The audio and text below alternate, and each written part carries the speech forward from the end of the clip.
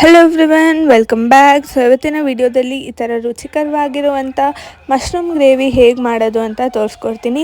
So ನೋಡಿ, ತುಂಬ ಟೇಸ್ಟಿಯಾಗಿ ಬಂದಿದೆ. ನೀವು ಒಂದ್ಸಲಿ ಮನೇಲಿ ಟ್ರೈ ಮಾಡಿ ನೋಡಿ, ತುಂಬ ಇಷ್ಟ ಆಗ್ಬೋದು. ಸೊ ಮೊದಲಿಗೆ 3 ಈರುಳ್ಳಿ ತೊಗೊಳ್ಳಿ, ಹಾಗೆ 2 ಕ್ಯಾಪ್ಸಿಕಮ್ ತೊಗೊಳ್ಳಿ. ನಿಮಗೆ ಕ್ವಾಂಟಿಟಿ ಎಷ್ಟು ಬೇಕೋ ನೋಡ್ಕೊಂಡು ತೊಗೊಳ್ಳಿ.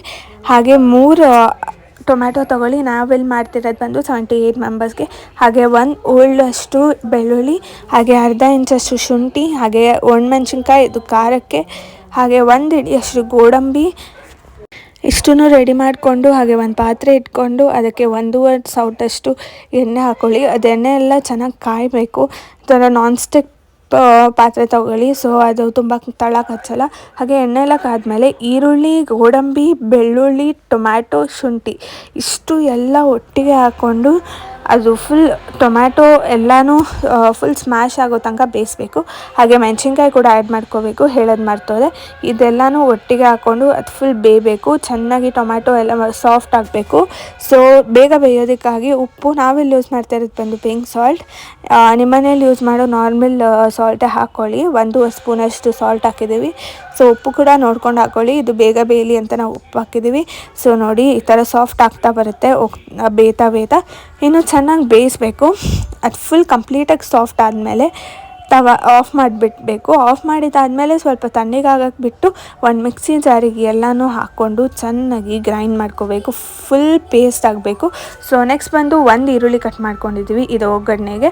ಸೊ ಸ್ವಲ್ಪ ಬಟರು ಹಾಗೆ ಎಣ್ಣೆ ಕೂಡ ಮಿಕ್ಸ್ ಮಾಡ್ತೀವಿ.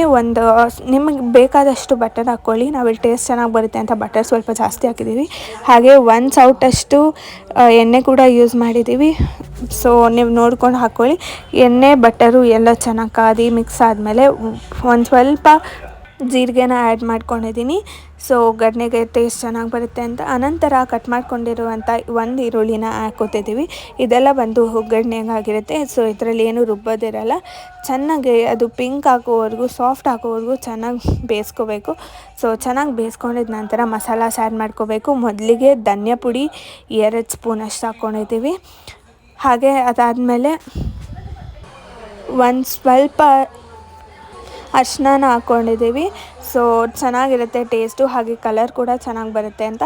ಅನಂತರ 1 ಸ್ಪೂನಷ್ಟು ಗರಂ ಮಸಾಲ ಹಾಕ್ಕೊಂಡಿದ್ದೀವಿ. ಇದೆಲ್ಲ ಹಾಕ್ಕೊಂಡು ಲೋ ಫ್ಲೇಮಲ್ಲಿ ಇರಬೇಕು ಇದನ್ನೆಲ್ಲ ಹಾಕ್ಕೊಳ್ಳುವಾಗ. ಇದೆಲ್ಲ ಹಾಕ್ಕೊಂಡು ಚೆನ್ನಾಗಿ ಮಿಕ್ಸ್ ಮಾಡ್ಕೊಳ್ಳಿ. ಹಾಗೆ ರುಚಿಗೆ ತಕ್ಕಷ್ಟು ಉಪ್ಪು ಹಾಕ್ಕೊಳ್ಳಿ ಇದಕ್ಕೂ ಕೂಡ, ಸೊ ದಟ್ ಅದು ಚೆನ್ನಾಗಿ ಟೇಸ್ಟ್ ಹಿಡಿಯುತ್ತೆ.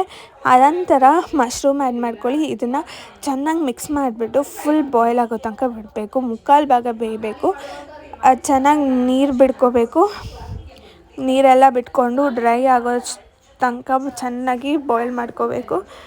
ಸೊ ಮಸಾಲ ಎಲ್ಲ ಮಿಕ್ಸ್ ಆಗೋ ಥರ ಚೆನ್ನಾಗಿ ಮಿಕ್ಸ್ ಮಾಡಿ ಬಾಯ್ಲ್ ಮಾಡಿ, ಸೊ ದಟ್ ಅದು ಟೇಸ್ಟ್ ಚೆನ್ನಾಗಿ ಬರುತ್ತೆ.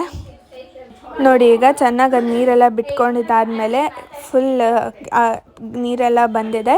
ಸೊ ಆವಾಗ ಮಸಾಲ ಆ್ಯಡ್ ಮಾಡ್ಕೊತಿದ್ದೀವಿ. ಇದು ರುಬ್ಬಿದ ಮಸಾಲ ಬಂದು ಚೆನ್ನಾಗಿ ಆ್ಯಡ್ ಮಾಡಿಕೊಂಡು ಫುಲ್ ಮಿಕ್ಸ್ ಮಾಡಬೇಕು. ಎಲ್ಲ ಫುಲ್ ಮಶ್ರೂಮ್ ಎಲ್ಲ ಮಿಕ್ಸ್ ಆಗಬೇಕು. ಚೆನ್ನಾಗಿ ಮಿಕ್ಸ್ ಮಾಡಿ ಬಾಯ್ಲ್ ಆಗಕ್ಕೆ ಬಿಡಬೇಕು. ಅದು ಗ್ರೇವಿಲೇ ಮಶ್ರೂಮು ಚೆನ್ನಾಗಿ ಬೇಯಬೇಕು. ಸೊ ನೋಡಿ, ಒಂದು 1/4 ಭಾಗ ಬೆಂದಿದೆ. ಈಗ 1/4 ಭಾಗ ಬೆಂದಾಗ ಯಾವ ಥರ ಕಾಣಿಸ್ತಿದೆ. ಸೊ ಆವಾಗ ನೀವು ಉಪ್ಪು ಅಥವಾ ಏನಾದ್ರು ಖಾರ ಏನಾದ್ರು ಕಮ್ಮಿ ಇದ್ದರೆ ರುಚಿಗೆ ತಕ್ಕಷ್ಟು ಹಾಕ್ಕೋಬೋದು. ಹಾಗೆ ನಾವು ಒಂಚೂರು ನೀರು ಹಾಕ್ಕೊಂಡಿದ್ದೀವಿ ಮಿಕ್ಸಿ ಜಾರ್ದೇನೆ. ಹಾಗೆ ಲಾಸ್ಟಲ್ಲಿ ಒಂದು ಸ್ವಲ್ಪ ಕೊತ್ತಂಬರಿನ ಕಟ್ ಮಾಡ್ಕೋಬೇಕು. ಸೊ ಪೂರ್ತಿ ಬೆಂದಾದಮೇಲೆ ಚೆನ್ನಾಗಿ ಒಂದ್ಸಲಿ ಮಿಕ್ಸ್ ಮಾಡಿಕೊಂಡು ಕೊತ್ತಂಬರಿನ ಆ್ಯಡ್ ಮಾಡಿಕೊಂಡು ಮಿಕ್ಸ್ ಮಾಡಿದ್ರೆ ರುಚಿಕರವಾಗಿರುವಂಥ ಮಶ್ರೂಮ್ ಗ್ರೇವಿ ರೆಡಿ.